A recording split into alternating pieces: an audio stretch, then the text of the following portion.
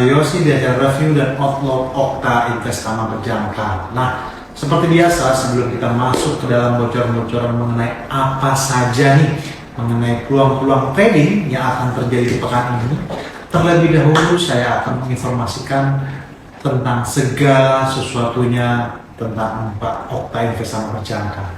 Oke, jadi untuk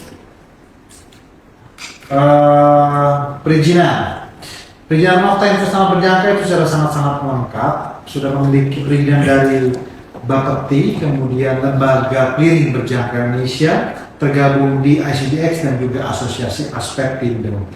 Kemudian untuk penghargaan dari Okta Investama Berjangka itu juga sudah memenangkan The Most Transparent Broker dan The Most Excellent Broker. Untuk kelebihan dari platform atau MT5 dan Okta Investama Berjangka itu ada banyak.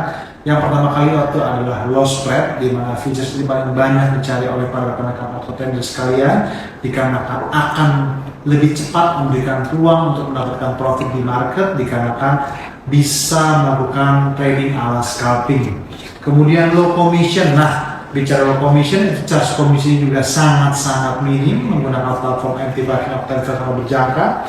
Kemudian ada free swap. Nah, bicara free swap ini nih merupakan salah satu unggulannya dari platform MT5 Okta Investama Berjangka. Kemudian proses withdrawal juga sangat cepat menggunakan jam lokal Bank Umum Nasional. Kemudian yang terakhir kita memiliki program yang namanya Okta Vaganza. Okta Vaganza di mana para traders yang melakukan transaksi di platform MT5 Okta Investama Berjangka itu akan berubah menjadi lot, dan dari lot yang terkumpul tersebut akan diridim menjadi poin-poin, dan dari poin-poin tersebut akan langsung dapat ditukarkan menjadi hadiah-hadiah, katakanlah voucher 100.000, voucher 200.000, kemudian makin meningkat emas 100 gram, emas 1 gram, 2 gram, 5 gram, 10 gram, terus sampai dengan motor listrik dan mobil listrik. Kemudian untuk media sosial Okta Investama Berjangka itu juga ada banyak nih, ada website www.okta.co.id yang mana nih untuk traders yang membuka account di platform MT5 Okta Investama Berjangka itu akan melalui website. Kemudian ada Facebook, kita ada Instagram, kita ada YouTube channel, kita ada TikTok, kita ada macam-macam. Tetapi yang paling utama kita declare kita tidak menggunakan Telegram. Oke, tanpa melupakan disclaimer on, materi ini yang akan disampaikan nanti akan bersifat informatif untuk referensi dan seterusnya. Nah, tanpa menunggu waktu lama, kita akan mulai masuk ke dalam bocoran-bocoran. Tetapi terlebih dahulu kita akan review dulu apa yang menjadi penggerak market di sesi perdagangan pekan kemarin tanggal 21 hingga tanggal 25 April 2025. Untuk sesi perdagangan Senin dan Selasa itu terbilang masih sepi, tetapi memasuki sesi perdagangan tengah pekan Rabu tanggal 23 April, disitulah banyak dirilis data-data untuk manufacturing PMI dan service PMI, katakanlah untuk Prancis, untuk Jerman, untuk Uni Eropa secara keseluruhan, untuk Inggris, dan yang terakhir itu adalah untuk Amerika Serikat. Nah, kalau kita perhatikan untuk Prancis ini mengalami pergerakan yang menurun dalam artian dari level 48.5 menjadi 48.2. Sedangkan untuk service PMI itu juga dirilis menurun dari 47.9 menjadi 46.8. Sedangkan Jerman itu juga mengalami penurunan dari 48.3 menjadi 48.0. Sedangkan untuk Inggris itu juga mengalami penurunan dari 44.9 menjadi 44.0. Nah, disinilah dapat diartikan bahwa biar bagaimanapun ketimbang Amerika Serikat, yang kalau kita perhatikan untuk manufacturing Amerika Serikat dari level 50.2 menjadi 50.7 justru mengalami kenaikan, dan flash service PMI untuk Amerika Serikat itu juga masih berada di atas angka 50, yaitu berada di atas 51.4. Nah, di sini dapat digarisbawahi bahwa biar bagaimanapun dibandingkan negara-negara utama lainnya, katakanlah Prancis, katakanlah Jerman, katakanlah Inggris apalagi, negara Amerika Serikat masih terbilang cukup lebih baik ketimbang negara-negara utama tersebut, yang menyebabkan mata uang greenback atau dolar mengalami sesi penguatan di sesi perdagangan pekan kemarin, yang otomatis begitu dolar meningkat, dolarnya itu diminati oleh para pelaku pasar, bukan hanya melemahkan mata uang negara utama lainnya, tetapi juga turut menekan emas dan juga perak. Nah, kemudian di sesi perdagangan pekan kemarin itu juga ada klaim pengangguran yang dirilis meningkat dari 216.000 menjadi 222.000. Tetapi ini pun juga masih orang kontribusinya terhadap manufacturing Amerika Serikat yang dipandang lebih bagus ketimbang negara-negara utama lainnya. Kemudian di sesi perdagangan hari Jumat ada penjualan eceran untuk Inggris yang mengalami penurunan dari level 0,7% menjadi 0,4%, semakin menekan pound sterling terhadap USD di sesi perdagangan akhir pekan Jumat. Kemudian core retail sales untuk Kanada itu mengalami kenaikan 0,1% menjadi 0,5% untuk yang month to month, tetapi retail sales month to month untuk Canadian dollar justru mengalami atau masih berada di level negatif, yaitu dari minus 0,6% menjadi minus 0,4%. Nah, itulah yang terjadi di pekan kemarin. Nah, itu yang terjadi untuk secara rilis data ekonomi. Tetapi secara geopolitik ini ada yang menarik di sini, dikarenakan pada saat sesi perdagangan hari Kamis di pekan lalu itu ada Donald Trump menyebutkan bahwa mulai terjadi negosiasi perang tarif antara Amerika Serikat dengan China. Nah, inilah yang merupakan berita bagus, berita baik, di mana hal-hal atau berita-berita semacam ini betul-betul ditunggu oleh para pelaku pasar, yang menyebabkan hal tersebut menguatkan indeks saham, yaitu Wall Street, katakanlah ada Dow Jones, Nasdaq, dan S&P 500, dan juga berkontribusi terhadap indeks saham lainnya, katakanlah seperti DAX, seperti Nikkei, seperti Hang Seng, dan lain sebagainya. Kemudian untuk harga minyak dunia itu turun selama sepekan kemarin karena kekhawatiran kelebihan pasokan dan ketidakpastian seputar pembicaraan tarif antara Amerika Serikat dan China itu masih berlangsung biar bagaimanapun. Kemudian selama sepekan harga minyak Brent itu turun lebih dari 1% dan harga minyak WTI itu juga susut lebih daripada 2%. Jadi memang walaupun itu positif di sesi perdagangan akhir pekan Jumat, tetapi secara keseluruhan sebetulnya selama kurun waktu seminggu sebetulnya harga minyak itu mengalami penurunan setelah ditutup naik selama 2 minggu berturut-turut, dan akhirnya di pekan kemarin minyak itu kembali mengalami pelemahan. Kemudian secara mingguan harga minyak itu turun karena kekhawatiran atas kelebihan pasokan dari OPEC Plus terus berlanjut. Sementara prospek permintaan tetap tidak pasti di tengah ketegangan perang tarif perdagangan yang sedang berlangsung. China dan Amerika Serikat tidak melakukan konsultasi atau negosiasi apapun mengenai tarif. Nah, itu bertentangan dengan komentar sebelumnya oleh Presiden AS Donald Trump yang mengatakan pada sesi Kamis kalau pembicaraan perdagangan antara AS dan China sedang berlangsung. Jadi disinilah ada kesimpang siuran, ada berita-berita yang berita kontradiktif.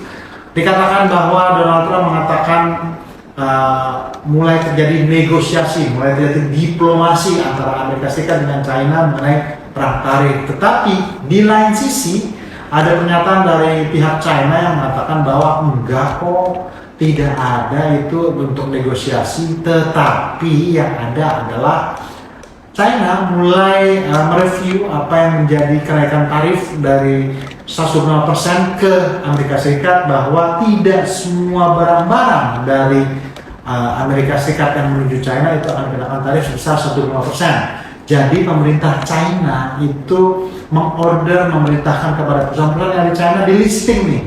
Jadi pemerintah China akan melisting produk-produk apa saja nih yang tidak akan terkena tarif sebesar 125%. Nah, dari berita 1, 2, 3 itulah sedikit banyak akhirnya menimbulkan tensi yang positif, walaupun itu sebetulnya tidak positif amat. Oke, kemudian untuk Harga emas ditutup anjlok 2% pada sesi perdagangan akhir pekan Jumat karena dolar Amerika Serikat yang menguat. Sentimen negatif lainnya mengenai harga emas dipicu merendahnya perdagangan Amerika Serikat dan China setelah laporan China telah membebaskan beberapa barang as dari tarifnya. Itulah yang kami mention di awal bahwa China akhirnya mencoba mereview bahwa nggak semua produk-produk dari Amerika Serikat masuk ke negara China itu akan dikenakan tarif sebesar 125%. Kemudian hari Sabtu harga emas di pasar spot turun 1,7%, sedangkan harga emas batangan sebetulnya untuk pergerakan selama sepekan kemarin itu sebetulnya telah terpangkas sebesar 1,25%. China mempertimbangkan membebaskan beberapa impor Amerika Serikat dari tarif 125% dan meminta perusahaan untuk mengidentifikasikan barang yang dapat memenuhi syarat-syarat untuk dibebaskan tarif 125%. Kemudian harga emas sebetulnya telah naik lebih dari 25% sepanjang tahun ini karena ketegangan perdagangan as China dan pemerintahan bank sentral yang cukup kuat. Jadi ya memang untuk sementara memang harga emas berdasarkan fundamental yang telah kami sebutkan tadi barusan dan berdasarkan teknikal dan juga berdasarkan apa yang terus kami ingatkan di podcastnya Okta Investasi Berjangka setiap hari Senin bahwa walaupun harga emas itu trennya positif tetapi tetap waspada sama pergerakan koreksi time frame H1, H4 bahkan time frame D1. Dan kalau kita perhatikan secara teknikal sebetulnya yang berjalan untuk harga emas di sesi pekan kemarin itu adalah time frame D1 biar bagaimanapun sudah mencapai titik jenuhnya. Disitulah akhirnya harga emas perlahan tapi pasti sedang mengalami pergerakan koreksi ke bawah. Oke, kemudian untuk pekan depan, untuk sepekan ini maksudnya, dari tanggal 24 April hingga tanggal 2 Mei. Nah, sampai dengan tanggal 2 Mei itu banyak nih berita yang dirilis, banyak berita-berita seru yang akan menjadi peluang trading untuk rekan-rekan Okta trader sekalian. Dikarenakan sedari awal sesi perdagangan Senin, ini ada peluang yang menarik untuk Canadian dollars dikarenakan di negara Kanada itu sedang terjadi pemilu federal atau negara bagian federal Kanada. Kita akan lihat sama-sama nanti siapakah pemenangnya. Disitulah nanti akan memberikan kontribusi yang positif atau negatif yang kencang sekali untuk pergerakan USD terhadap Kanada. Kemudian sesi perdagangan hari Selasa itu akan ada job opening yang akan mengalami sedikit tekanan dari 7.57 menjadi 7.48 akan berakibat atau berdampak yang kurang baik bagi dolar di sesi perdagangan Amerika hari Selasa. Kemudian di sesi perdagangan hari Rabu itu nanti akan ada rilis data inflasi untuk Australia yang ekspektasinya akan meningkat dari 0,2% menjadi 0,8% untuk per kuartal. Tetapi untuk year on year justru mengalami penurunan dari 2,4% menjadi 2,3%. Kemudian untuk data China itu juga akan dirilis data manufacturing PMI yang dirilis mengalami penurunan dari 50.5 menjadi 49.8. Dapat dikatakan bahwa out terhadap USD itu akan mengalami tekanan di sesi perdagangan Asia pada saat sesi perdagangan hari Rabu di tanggal 30 April. Kemudian di sesi perdagangan Amerika kita berlanjut ada pengumuman ADP untuk Amerika Serikat yang terjadi penurunan dari 155 menjadi 123. Kita akan memberikan tekanan kepada greenback. Kemudian ada GDP untuk Amerika Serikat. Nah inilah yang betul-betul kurang oke nih.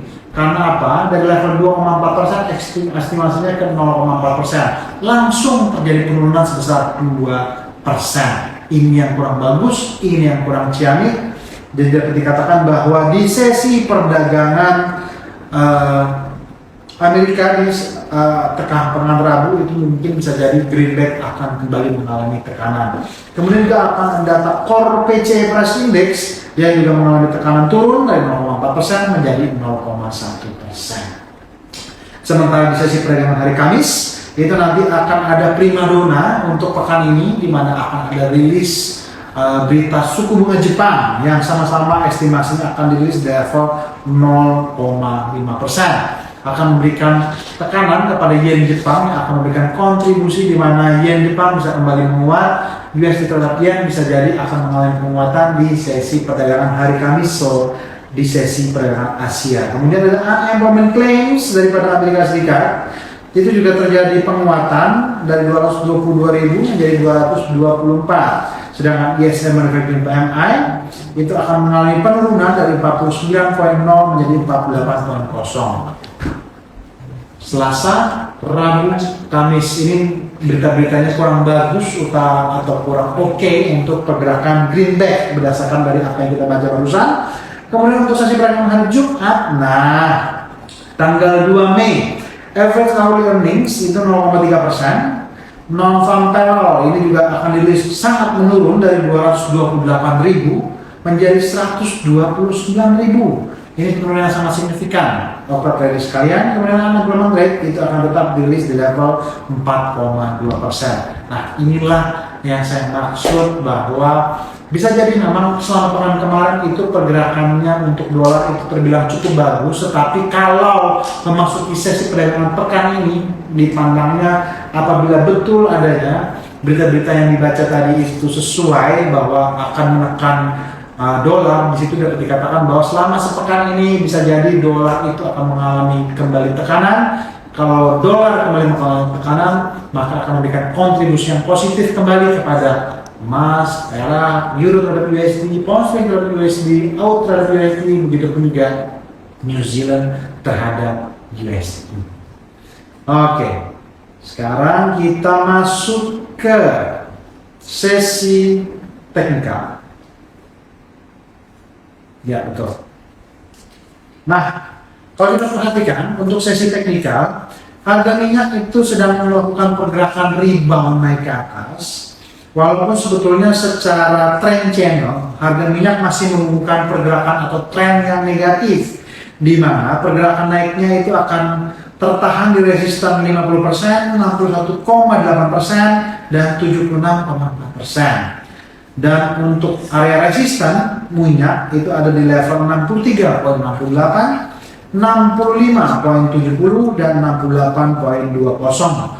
Pilihan yang utama akan berada di level 68,20 karena hal tersebut betul-betul berada di trend channelnya atas minyak. Tetapi kalau misalnya bicara range minyak, sedari pekan kemarin, 2 pekan kemarin, kita selalu menginformasikan kepada teman-teman dari sekalian bahwa range minyak pada saat ini berada di level 55 sampai dengan 65, di mana 65 ke atas itu area yang bagus untuk melakukan posisi sell, sedangkan 55 sampai 50 itu merupakan area yang bagus untuk melakukan posisi buy. Pak, jadi kesimpulannya kalau ingin saya bertransaksi minyak bagaimana Pak? Berarti untuk posisi sell dapat dikatakan yang bagus itu ada di level 61,8%, yaitu di level 65,70 sampai dengan 68,20. Itu berarti sudah memasuki posisi-posisi untuk melakukan sell.